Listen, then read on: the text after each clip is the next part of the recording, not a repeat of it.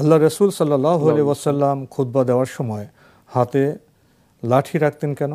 নবী সাল্লাল্লাহু আলাইহি ওয়াসাল্লাম এর হাদিস সম্পর্কে, নবী সাল্লাল্লাহু আলাইহি ওয়াসাল্লামের নির্দেশনা সম্পর্কে শেখুল ইসলাম ইবনে কাইয়্যিম রাহমাতুল্লাহ বর্ণনা করেন। তিনি বলেন যে নবী সাল্লাল্লাহু আলাইহি ওয়াসাল্লাম জুমার খুতবা যখন দিতেন তখন নবী সাল্লাল্লাহু আলাইহি ওয়াসাল্লাম একটি লাঠির উপর ভর করতেন।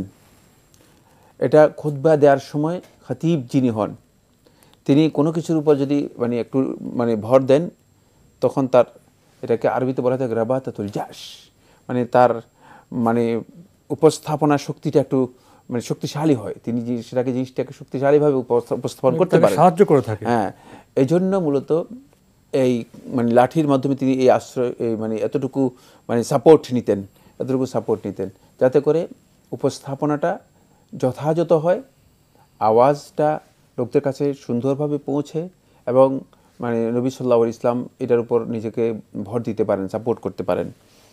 যেমনিভাবে নবী সাল্লাল্লাহু আলাইহি ওয়াসাল্লাম কখনো কখনো একটি খেজুর গাছের চারা ছিল ছোট, নবী সাল্লাল্লাহু আলাইহি ওয়াসাল্লাম খেজুর গাছের ওই চারার দিকে নিজের পিঠ ঠেকাতেন। এটাও একই উদ্দেশ্যে, এখানে দুইটির মধ্যেই একই মাকসাদ সমস্ত আহলুত তাহকিক উল্লেখ করেছেন। সবাই এটা মুহাক্কিকদের মধ্যে সবাই সক্ষমতা বৃদ্ধির জন্য, হ্যাঁ, সক্ষমতা বৃদ্ধির জন্য এবং উপস্থাপনাটা এটাকে বলা হয় খতিব যিনি বক্তা বক্তব্য দেওয়ার ক্ষেত্রে তিনি যদি কোনো কিছুর উপর নির্ভরশীল হন, কোনো কিছুর উপর সাপোর্ট নেন, তাহলে তার মনে হয় যেন শক্তিটা তিনি বেশি পান। দেখা যায় আমাদের দেশে এখন বর্তমানে ডায়াস ব্যবহার করা হয়ে থাকে, যদি ডায়াসে হাত রেখে দেখা যাচ্ছে যে বক্তব্য দিচ্ছেন, তখন তিনি বক্তব্য দেওয়ার ক্ষেত্রে তিনি কেন যদি কমফোর্ট ফিল করেন, তাকে সহযোগিতা করে, এটা সহযোগিতা করে। কিন্তু কিছুই সামনে না থাকলে বক্তা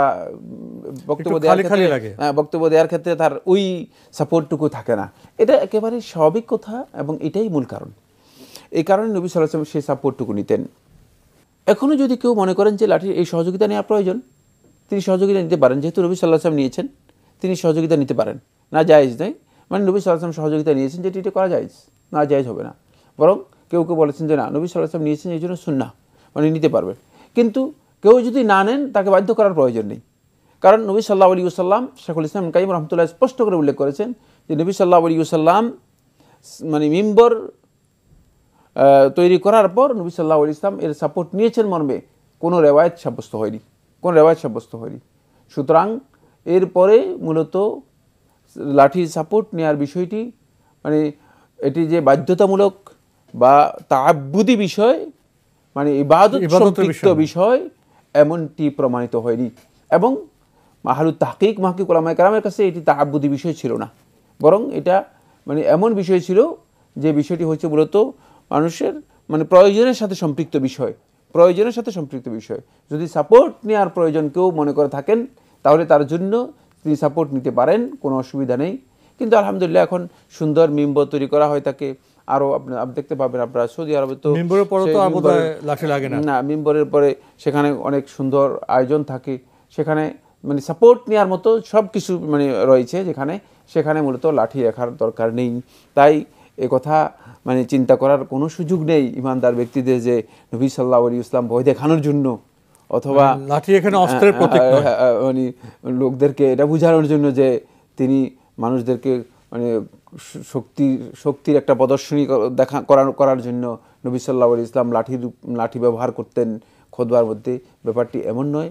আর নবী সাল্লাল্লাহু আলাইহি ওয়াসাল্লামের হাদিস দ্বারা এটা প্রমাণিত হয়নি। একটি বিষয় গুরুত্বপূর্ণ, সেটা বলে দিচ্ছি, সেটা হলো হাদিস দ্বারা এটা প্রমাণিত হয়নি যে নবী সাল্লাল্লাহু আলাইহি ওয়াসাল্লাম চলাফেরায় উঠা বসায় নবী সাল্লাল্লাহু আলাইহি ওয়াসাল্লাম কখন লাঠি ব্যবহার করেছেন। সাহাবায়ে কেরাম এই প্রমাণ দেননি।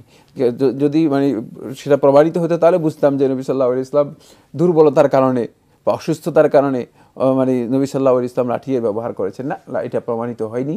নবী সাল্লাল্লাহু আলাইহি ওয়াসাল্লাম এভাবে লাঠি ব্যবহার করেছেন শুধুমাত্র খুতবায়ের ক্ষেত্রে যেটি এসেছে সুনির্দিষ্ট প্রয়োজনে নবী সাল্লাল্লাহু আলাইহি ওয়াসাল্লাম ব্যবহার করেছেন। প্রয়োজন যখন মিটে গিয়েছে নবী সাল্লাল্লাহু আলাইহি ওয়াসাল্লাম ব্যবহার করেননি।